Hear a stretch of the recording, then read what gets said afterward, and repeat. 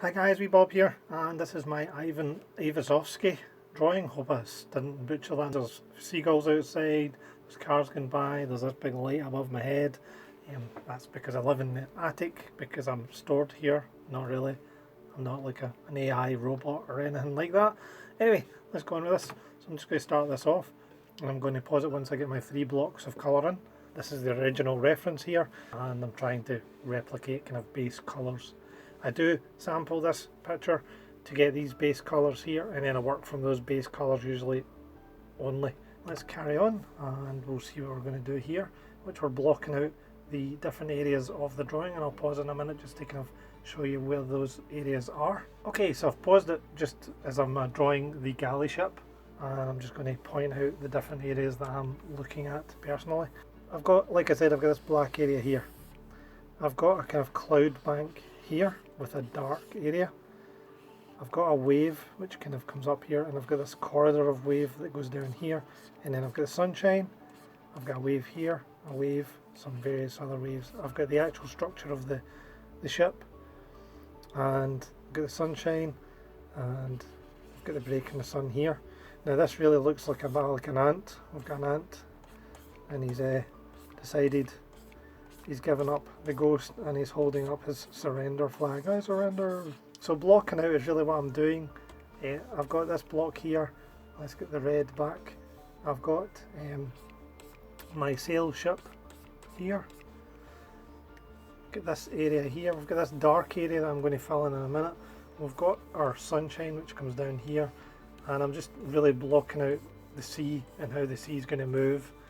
There's a kind of whale type humpback wave here, and I've got the horizon line, so I've got the break in the clouds, right? So that's making a blocked out my initial shapes, and then I'm working on the kind of shape of the ship. If I'm doing a ship, I'm looking at this as a 3D object. Now I'm seeing kind of sort of tracing there, as you can see, but the way I would do that in my head is I've got the back of the ship, which I see here. I see the ship going down that way, kind of in that way, along the bottom that way, and then I've got a vanishing point, which in this case is slightly just in front of it, and everything points to that vanishing point. The ship is now sailing away from us, and we've got our sails, and we've got the sea, and we're going to have this wave kind of coming over the top of the ship and kind of pushing it over to that kind of angle, even though it's not quite as severe as that angle. So let's carry on, and we're filling in the clouds now. At the moment here what I'm doing is I'm blending. Let me just try and get that to go forward a little bit.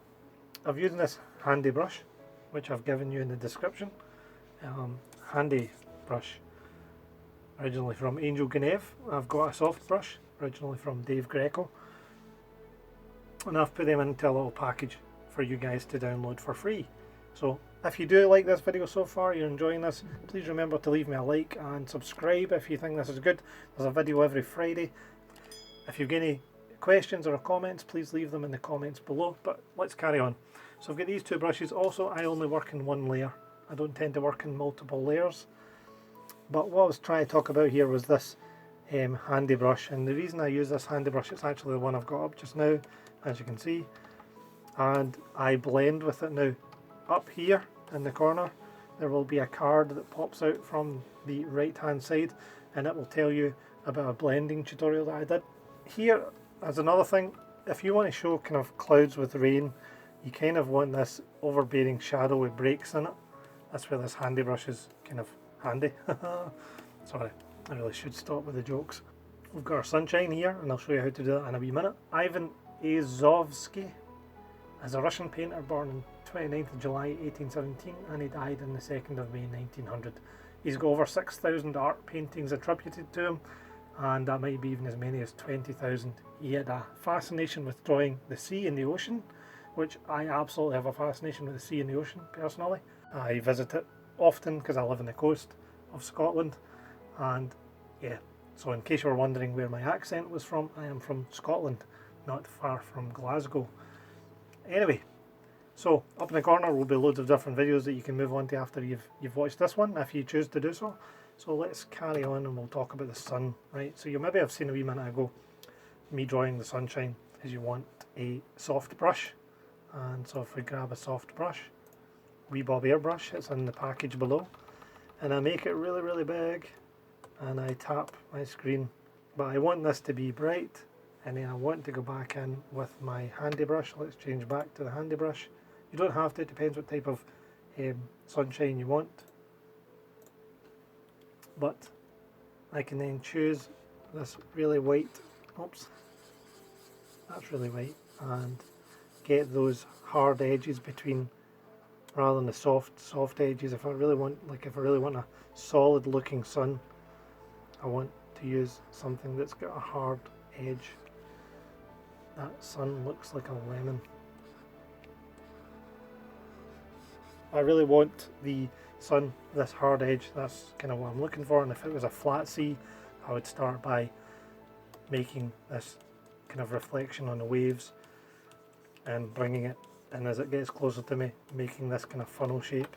If I wanted the sun to be more kind of glary, again I would go back to my airbrush and I would tap that closer. So if I wanted that airbrush look, then the sunshine's not quite as defined as it was a minute ago. But you can see that's a pretty bright sun. Hopefully your eyes aren't dying at the moment. Anyway, let's carry on. We'll go back to our normal yellowy sun, even though it's the moonlight, and I keep calling it the sun, and it's not the sun, it's the moonlight. So when I was drawing this, I thought this was a sunset. According to the title of the picture, it's not, it's moonlight. I'm adding in the details here, and we have here, if I pause it again, different structures still appearing again from my brain looking at the original image to what I'm drawing here. I have this structure in my head which exists here, which is why I'm doing a reflection on the sea here. When adding in some other colours, I still have my reflective surface here. We've got a wave that's kind of coming up and over at this point, and then this other wave which is even growing and starting to go over the side of the pirate ship. Got a structure here with a ridge, and that's kind of like a bowl shape almost. And these are just the way I think about it, and in the background we've got the horizon and so on and so forth. Carrying on again, just in sea, and we're just adding in all the little details. And when you're drawing waves, you're trying to obviously draw that typical kind of pyramid structure. So you're trying to draw this kind of thing that you drew in primary school, or whatever your school would have been called. Mine was called primary school. That kind of wavy line, and it's similar. You're just adding a wee bit more shading and some other details. Next week or so, I'm going to be doing a kind of 8 different ways to draw waves, different types of waves, surfers waves to these types of waves, and it's a study that I'm doing for my own personal development to learn about how waves are structured, and some of this kind of detail that you can see I've maybe tried to add in here, not particularly successfully. So we're continuing to do the detail, and then we're going to move on to the detail of the ship. You can see it's not very well defined down here, and you don't need a painting to be defined. It's not really about those fine details until you're trying to get the person's focus on a particular part of the drawing. The rest of it can be sketchy. So we'll carry on, we're adding the rigging. So we're adding the rigging at this point, and again, if I just talk about bounce lights and your light focus, your light's coming in from this direction, which means there's going to be some sort of reflection on these surfaces, including individual parts of that surface, to try and give it an actual feel like it's there. In this drawing I didn't add a great deal of them. I think this drawing took about 2 hours overall, but there is these reflections, or the sunlight is hitting this side of the surface. Now with a rounded surface, you're going to want that to be a graded light, grading from light to dark. You don't want it to be sharp because it's not a square. So if you're wanting to show like a square surface, you really want a sharp shadow where it looks like a building. I mean, that looks like almost like a spaceship's going to crash into the ground here. So let's just add in some sort of monolith that's heading into the depths of the ocean from an alien planet. That gives you a 3D shape, having that hard edge. If I want that to be a more rounded edge, I need to grade those dark and light colours in a blended way. Now this brush isn't the best for doing that, this will give you a kind of stepped look, but you want to use that soft brush. You want to get in there and try and get that to be a rounded shape as opposed to that solid brick heading towards the earth at a ferocious pace.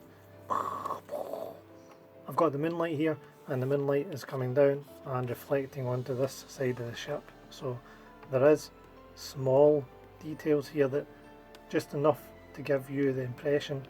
You might even want some of that green in there just to show the reflection of that moonlight hitting and coming back. So we'll just carry on, just adding in more rigging, more details. The more detail on the focus the better, adding in the splashes from the sea, trying different things. So one thing I like about drawing scenes like this, I'll wait till it zooms out a wee bit, I'm just adding in some details on the ripples on the sea. One thing I like is that I'm not drawing Ariana Grande, I'm not drawing a famous person. So if I make Ariana Grande's eye here, I need to make it over here. I can't just make her eye here and then make her eye here like Picasso did and have her nose over here, because I don't think Ariana Grande would appreciate me drawing her with her ponytail coming out kind of like that. You might hear my dog in the background. So yeah, that's my drawing of Ariana Grande. It's great, isn't it? But one thing I like about these types of drawings is that they are easy, or in terms of I don't have to be as precise as I would be if I'm drawing somebody famous, because then somebody's going to say, oh, that looks nothing like Ariana Grande. Now it does need to look a wee bit like the original if that's what I'm doing a study on. And again, I'm just carrying on with the details and adding in some extra colours, some oranges to try and bring a warmer tone. You can see this is quite green, this is quite warm, still here, warm, green. If you look up into the right hand side, you'll see my cinematic trailer of me drawing this along with some Assassin's Creed footage built in. Go watch that, or if you want to watch my how-to drawings, they are also down in the bottom corner. Thanks for watching, and for the moment, Wee Bob is out. Cheers guys.